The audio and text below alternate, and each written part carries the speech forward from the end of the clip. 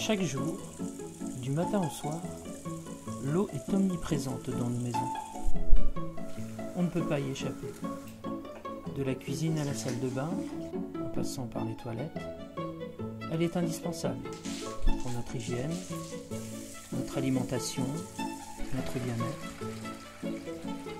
Mais cette eau, d'où vient-elle? Et comment est-elle arrivée jusqu'à notre robinet? À l'origine, cette eau peut provenir d'une nappe souterraine à plusieurs mètres sous nos pieds. Mais dans notre région au sous-sol peu perméable, on puise le plus souvent dans les eaux de surface, dans une retenue d'eau derrière un barrage, ou alors directement, au fil de l'eau, dans la rivière. La rivière est avant tout un milieu de vie et au premier abord, on n'imagine donc pas cette eau dans notre verre. On y voit des végétaux, de la terre, du sable, des feuilles mortes, des animaux. Jusqu'ici, rien d'anormal, tout ceci est naturel. Mais rappelons-nous que les cours d'eau traversent un paysage parfois immense où l'homme vit, travaille et se déplace au quotidien. Ce paysage, appelé bassin versant, fonctionne comme un gigantesque entonnoir. Il capte les eaux de pluie qui ruissellent sur les routes, les champs, les fossés, et finissent par rejoindre les points les plus bas, les rivières et les fleuves.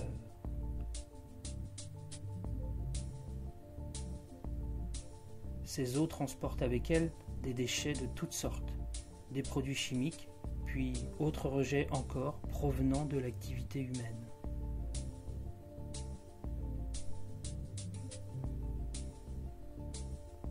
L'eau de la rivière finit par être polluée par ces éléments. Il faut donc potabiliser cette eau.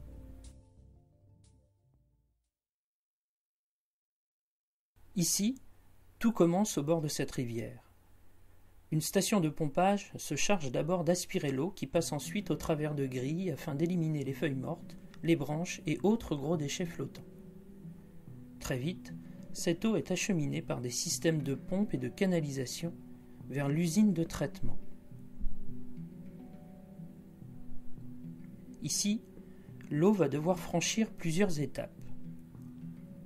La première d'entre elles consiste à éliminer les matières en suspension comme la terre. C'est la décantation. Dans ces bassins, on rajoute du chlorure ferrique qui va précipiter les matières vers le fond. Ces matières deviennent des boues qui seront évacuées. Dans les bassins suivants, on injecte du charbon actif. Celui-ci élimine les goûts, odeurs, matières organiques et traces de pesticides. Lors de la troisième étape, l'eau traverse un lit de sable qui retiendra les dernières matières en suspension.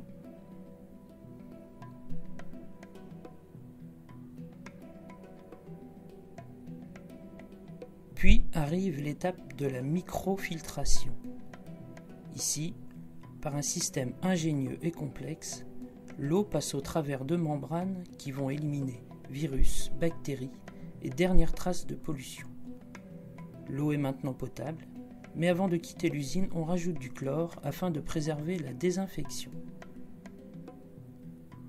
Durant toutes ces étapes, l'eau nécessite un contrôle permanent. Il est assuré à distance par des techniciens. Enfin, n'oublions pas les boues qui ont été retirées de l'eau. Celles-ci sont déshydratées dans une presse comme celle-ci, puis elles sont stockées dans des silos. Elles seront épandues plus tard sur les terres agricoles. Au sortir de l'usine, l'eau potable ne rejoint pas directement les robinets de la maison. Il faut d'abord stocker cette eau pour faire face à la demande importante des usagers. C'est la mission du réservoir ou château d'eau. Pour faire monter l'eau potable vers le sommet d'un tel édifice, des pompes très puissantes sont nécessaires. Le château d'eau a souvent l'apparence d'une tour et doit se situer sur un point haut, comme le sommet d'une colline. Cette situation élevée permet à l'eau potable de s'écouler par gravitation jusqu'au réseau de distribution, puis vers les usagers. Ainsi, des milliers de kilomètres de canalisation contrôlée régulièrement passent sous nos pieds et alimentent chaque habitation. Enfin, l'eau arrive dans notre foyer où elle va servir à de nombreux usages. Mais n'oublions pas qu'elle est tout d'abord potable et qu'elle a fait tout ce long chemin jusqu'à chez nous afin que l'on puisse la boire sans risque pour la santé. Inutile donc de lui préférer l'eau en bouteille, 200 fois plus coûteuse pour le porte-monnaie et l'environnement. Pour fabriquer cette bouteille, il faut extraire du pétrole, le transporter, le raffiner, le retransporter, le transformer, en faire du plastique, puis des bouteilles, transporter celle-ci, puiser de l'eau naturellement potable, la mettre en bouteille, transporter celle-ci jusqu'au magasin où nous nous déplaçons pour l'acheter. Puis la bouteille devient un déchet qu'il faut encore transporter, puis recycler.